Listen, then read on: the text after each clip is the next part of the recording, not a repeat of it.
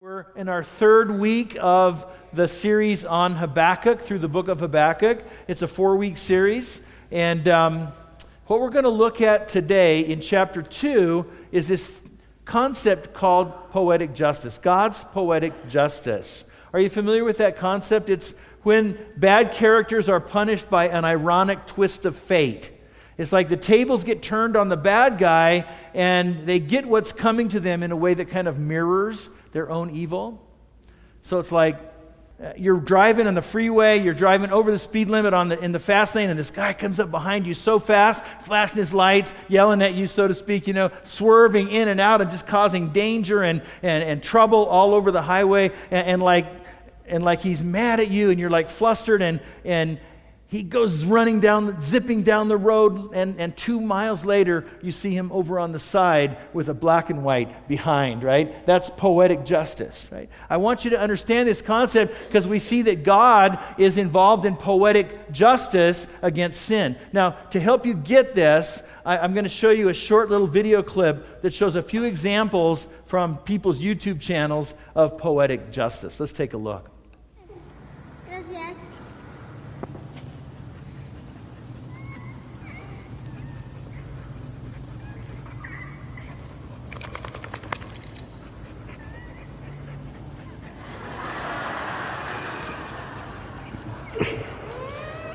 Move, buddy.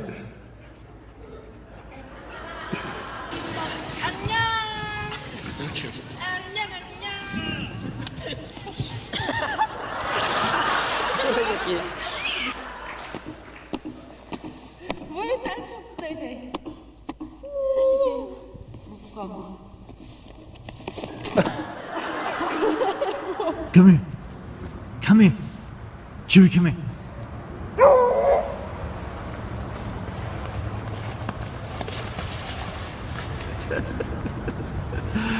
Oh, too silly.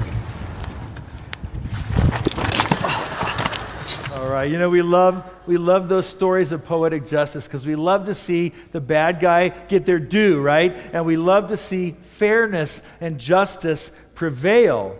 And that's really the theme that we see in Habakkuk. It's about justice and fairness. And so Habakkuk in chapter 1, if you've been with us through this series, we saw in week 1 that he had this complaint against God.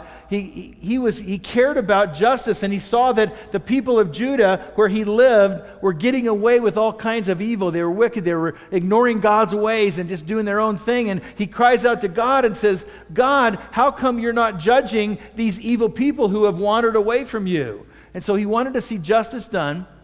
And then what really tested his sense of justice was when God answered, and God says, I have not forgotten. I'm going to bring judgment on them. We saw in this week too, but God says, I'm going to do it through this evil nation, the empire of Babylon. And Babylon, I'm going to raise them up, and they're going to come down and exact justice on my wicked people. And that didn't help because Habakkuk's going, wait, God, Babylon is far more evil than Judah is, and how can you use them then to bring justice? And so we saw last week that his second complaint, he says, God, that's not fair for you to use Babylon in that way. He was crying out for justice to be done. And now this passage today is God's answer to Habakkuk's second complaint. So God says, don't worry, I believe in justice too. It is coming. See, God takes sin seriously. He won't put up with it forever. And he's going to make Babylon then the recipient of his poetic justice. They're not going to get away with the things that they're evil. God's going to use them, but he's also going to come back around and give them his poetic justice. And so in order to comfort Habakkuk in his complaint, in his problem with God, God gives Habakkuk a poetic reminder of his coming justice. We call it poetic because God's response to Habakkuk in chapter 2, starting in verse 6 and on down through the next, most of the chapter, is called a taunt song.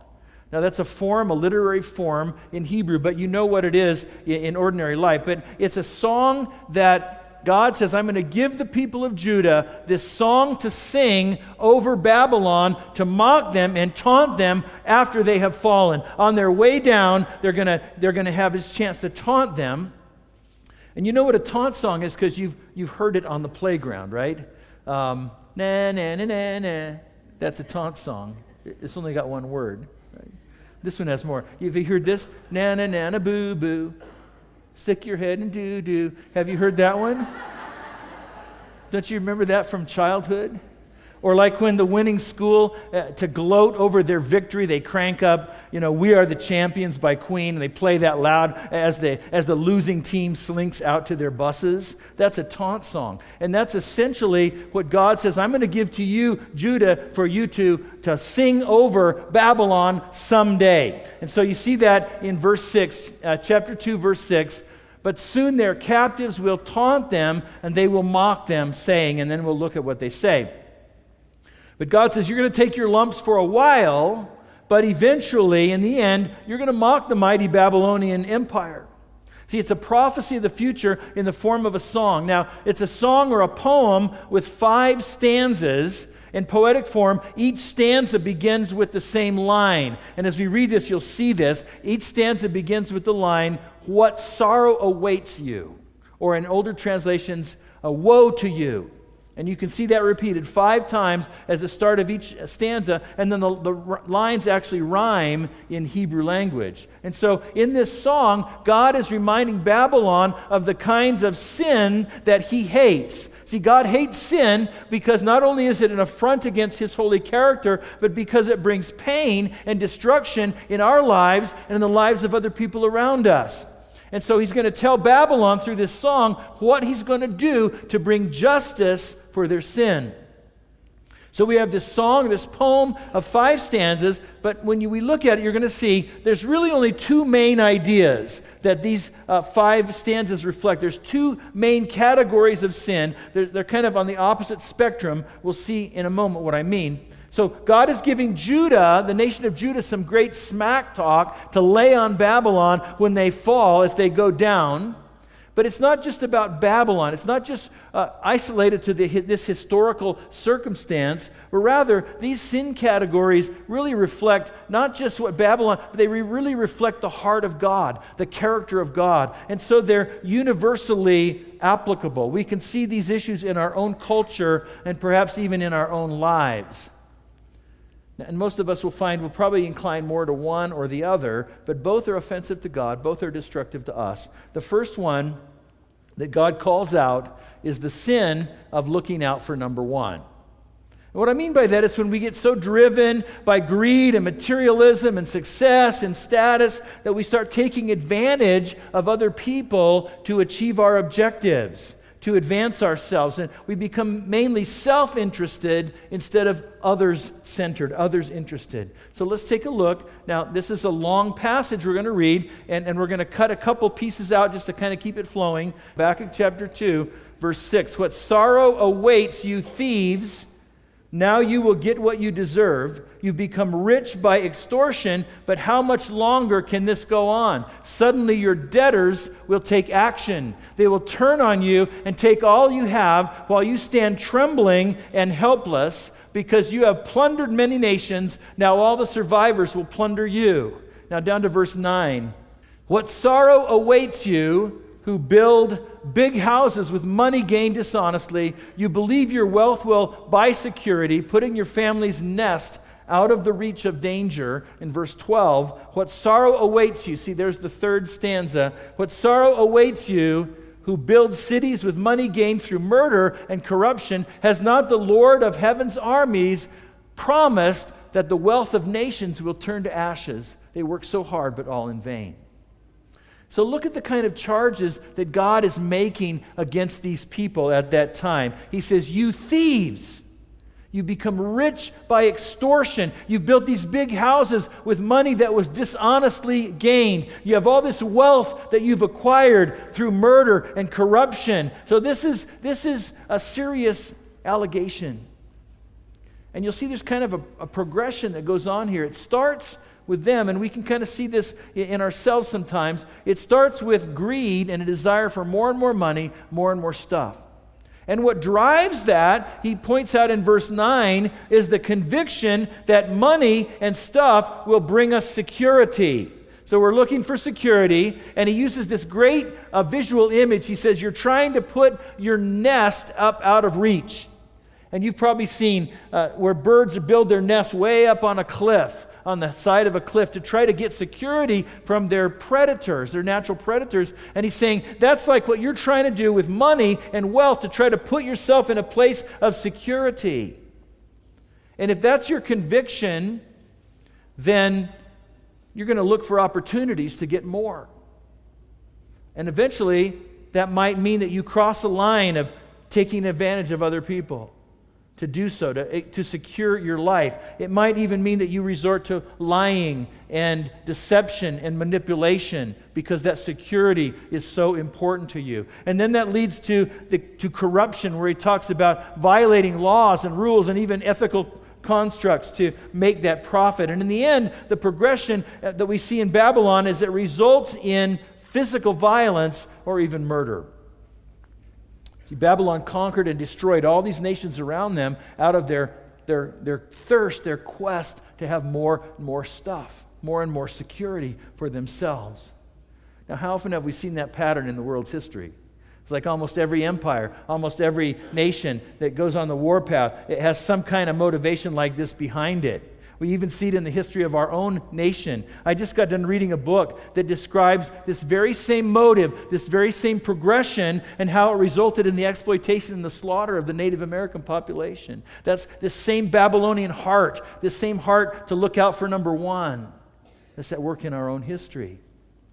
But God makes it clear that he's not going to tolerate this sin. It can't last. He says eventually it's all going to be in vain. All the investment that we put into trying to be number one in our own lives, it's all going to turn to ashes one day, he says. He knows the pain that it brings, the destruction to ourselves and to other people around us, until God will intervene. And so look at the poetic justice that you see in these verses that God brought to Babylon. He says, what sorrow awaits you, verse 6 and 7, those that you've taken advantage of will in turn one day take advantage of you.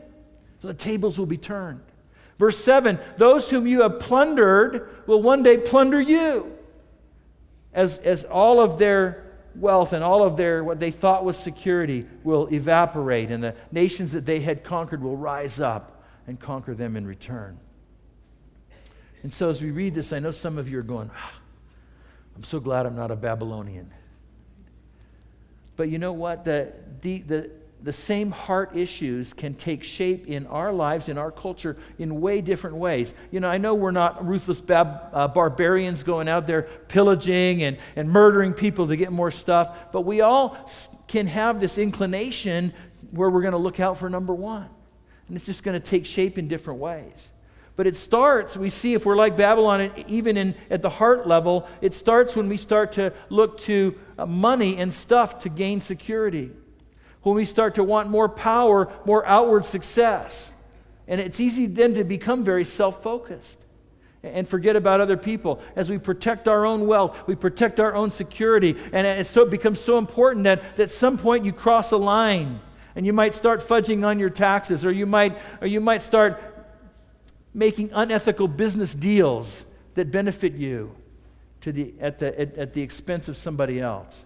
You start taking advantage of people, stepping on other people's heads on your way up to the top as you climb the corporate ladder because you crave that security and that success, while you ignore the needs of people around you because you want to hang on to more for yourself.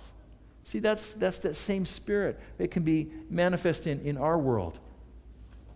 When I was thinking about that, I thought about this game that when my kids were young, we played this game at their birthday parties, and I'm looking at it in a little bit of a different light. So you might have played this with your kids. You take a balloon, and you take a piece of string about 2 feet long, and you tie one end around the balloon, and you tie the other end around your kid's ankle.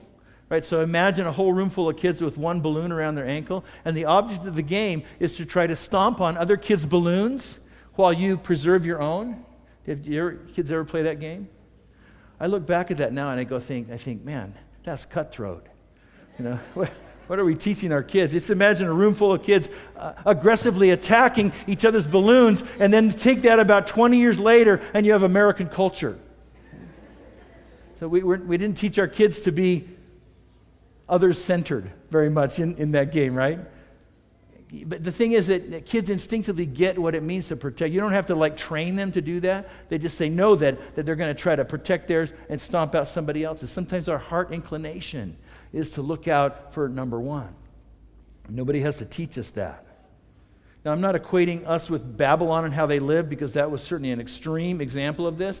I just want us to be aware of how greed and ambition can get rooted in our hearts, and it can affect how we treat the people around us. And I want us to be aware of how God feels about that. Okay? So maybe looking out for number one is not the challenge you have. Maybe you're very generous and you're unselfish. That's awesome. I appreciate that. But there's another kind of sin that God warns us about as well, kind of on the other end of the spectrum. And it's number two, is the sin of living by our own rules. And what I mean is that we have this tendency where we don't really want to acknowledge that God has set up an objective moral standard in the universe. That God, as creator who made everything, that he has the right and the authority to declare what's right and what's wrong, because it's actually a reflection of his very character. And God can say what's right and wrong, and our job as his creatures is to submit to that and to obey it and live it out. But that just chafes against the human spirit, right? We don't really like other people telling us what's right and wrong, and we'll put up with it if we have to keep our job or whatever it might be. But we just don't. We'd like to make up our own rules. We like to be our own boss, and so we pretend that we get to decide what's right and what's wrong for ourselves, and then we live according to that standard that we make up. That's what the Babylonians were doing. Again, their example might be a little more extreme than ours, but at the heart of it, they were ignoring God's standards, and they did so to the limit. So let's take a look back at Habakkuk chapter 2. We'll start in verse 15. The fourth stanza, he says, "What sorrow awaits you who make your neighbors drunk. You force your cup on them so that you can gloat over their shameful nakedness. But soon it will be your turn to be disgraced. Come, drink and be exposed. Drink from the cup of the Lord's judgment, and all your glory will be turned to shame." And now down in verse 18, he talks about, "What good is an idol carved by man, or a cast image that deceives you? How foolish to trust in your own creation, a God that can't even talk. What sorrow awaits you," there's the fifth one, "what sorrow awaits you to say to wooden idols, 'Wake up and save us.' To speechless stone images you say, 'Rise up and teach us.' Can an idol tell you what to do? They may be overlaid with gold and silver, but they're lifeless inside."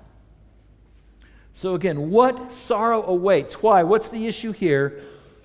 Well, in verse 15, he's talking about those of you who make your neighbors drunk, force your cup on them so that you can, he says, gloat over their shameful nakedness. He's talking about, I'll try to be careful about how I say this. He's talking about forcing their captives into situations where they could take advantage of them sexually. It's definitely not a PG-13 picture here. Now, it's kind of delicately placed in the translation, but the Babylonians were famous for their immoral debauchery, and they were using their power and kind of drugging people in a sense in order to take advantage of them. But then what's interesting is how God immediately then in the rest of the passage seems to connect that sexual excess with idolatry. And he talks next about how these wooden idols that they worship, what's the connection between the two? Well, one of the areas where we like to be our own boss, where we like to set our own standards and rule our own lives, is in the area of sexual expression. Look at our culture today. In the beginning, God created sex to be enjoyed within the boundaries of marriage, where it's a wonderful gift, but humans have always fought against this. We want to be free. We want to be liberated, not to have any of our desires limited in any way. And so when we do that, essentially we're playing God when it comes to morality. Right? We act like we get to decide what's right, what's wrong based on our own desires. But when we do that, again, we're taking upon ourselves the prerogatives that only God owns. And we've just created a little God in our own image, and we've just committed idolatry. So God sees this disregard of moral truth. God sees this idolatry that's created by our own rules and our own desires, and he responds. He says, "What sorrow awaits you people?" He says, "You force drink and shame on others, just wait." In verse 16, he says, "You're about to drink." He says, "Come drink, be exposed, be disgraced." You're about to drink the cup of God's wrath. That's poetic justice. You're about to be exposed and disgraced yourself. That's poetic justice. And then God goes on to mock their worship of these little wooden gods. He says, "How sad it is that you cry out to these inanimate statues, cry out, 'Help us, save us, teach us,' but they don't hear a thing." He says, "It doesn't matter if you cover them up with gold and silver, make them look all, amazing and stuff." He says, "They're still inanimate. They're still a fraud." And the same is true whenever we create idols of our own, we create our own little gods, they have no value. We look to them for ultimacy. We look to them to take care of us in some way, but they have no value. Again, you might think, well, that isn't really me, I'm not a Babylonian. I don't drug people to take advantage of them. I don't have little statues in my house that I worship. But we could be closer than we realize, again, because it's this heart issue that can take shape in different ways in different cultures. And so how often do we push back against the idea that God sets a moral standard? Do we say, it's in His Word, we're supposed to live by it in Scripture, but we don't like it when it goes against what we want. And so how often do we say, "God, no, I'm just not going to do that," or "God, I'm just going to rationalize that away. I'm going to make up some other way to get around that because I don't like the implications of what you said." And how easy it is for us to let the culture's voice be more influential in our lives than God's voice. And how often do we hold our own opinions and our own values as the final authority? Or we worship not wooden idols, not golden idols, but we worship idols of success and status and comfort and security. And when we do that, we push God off His throne. We usurp God's place in our lives. And we put ourselves in His spot, and we just created an idol in our own image. That's a dangerous path, because don't forget how God evaluates this. God's opposed to idol worship back then. He's opposed to idol worship now. We're going to explore this, by the way, later on in the summer, talk more specifically about idols, so stick with us. And it's not just because idolatry is disrespectful and offensive to Him. It is because you think, there's something, God, I love you, but I love this more. That's disrespectful to Him. But because idolatry is empty, it's worthless. That thing that we put so much hope in cannot deliver for us, and so we end up hurt. We end up in pain. So God says, watch out. Don't try to live by your own rules. I've already decided what's right and what's wrong. I'm not going to let it go on forever. Justice is coming. I saw a little story that illustrates that. It illustrates this poetic justice and how one day, eventually, we're going to experience that. There was this guy in New Zealand who accumulated over time, he accumulated 32 citations for not wearing a seatbelt. Okay, and it was pretty much a hard attitude, because he just says, no, he was stubborn. He says, I just don't want to submit to that rule. I'm just not going to do it. I'm not going to wear a seatbelt. So finally, in his stubbornness and in his commitment to that ideal, he made a fake seatbelt that just kind of draped over from his shoulder down, And I just thought, it's probably just as much of a hassle to wear the fake seatbelt as it is to just wear a real one. But it was a heart issue, and it was a matter of pride and defiance for him, and it worked. No more tickets. Until he got in a head-on collision and died. And the police officer who on the scene says, that law was simply there to protect him, but he was proud and stubborn and wanted to make his own rules, and it cost him. See, God's the one who gets to make the rules, and He does it for our benefit. He does it because He loves us. And it's eventually going to cost us if we defy what God says His standard is. So you get the picture? God is going to judge Babylon. Babylon's going to suffer God's poetic justice. See, the very things that they were proud of, the very things that they were the best at, are the things that are going to bring them down. And the people that they once dominated are going to rise up in time to taunt them, But again, it's not just about Babylon, is it? It's about the character of God and how we respond to Him and if we're willing to live His way. So let me end with just one final thought. This poetic justice of God, it can be a beautiful thing or it can be a scary thing. It's a double-edged sword. It cuts both ways, kind of depending on which side of God's justice you're on. So there's a truth here that brings conviction. It's a hard truth. It's a fearful assurance of God's response against our sin if we ignore and deny Him, and over time that His justice will be done in our lives. But for others, it's a truth that brings incredible comfort. Because we know that God will bring justice into a fallen world. It all depends on where you are at in your relationship with Him. If you're in a right relationship with God and you're living by faith in His plans, then there's a huge comfort and a peace that comes from knowing that God's going to prevail over all the evil in the world. But if you're not in step with God and you're living in sin, then this is a wake-up call. It should be that you may get away with sin for a while, but not forever.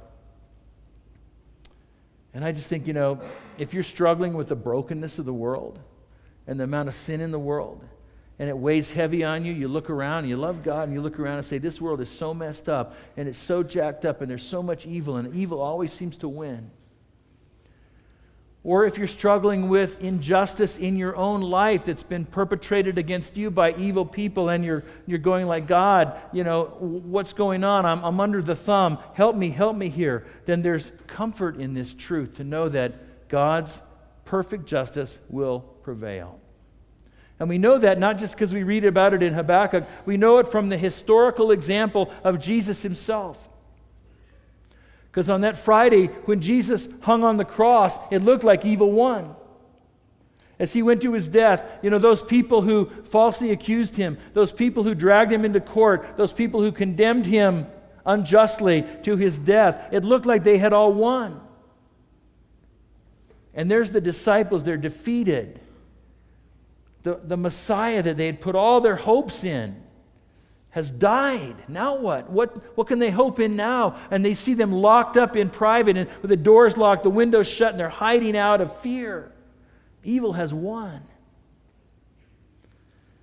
But 3 days later, Jesus rose from the grave.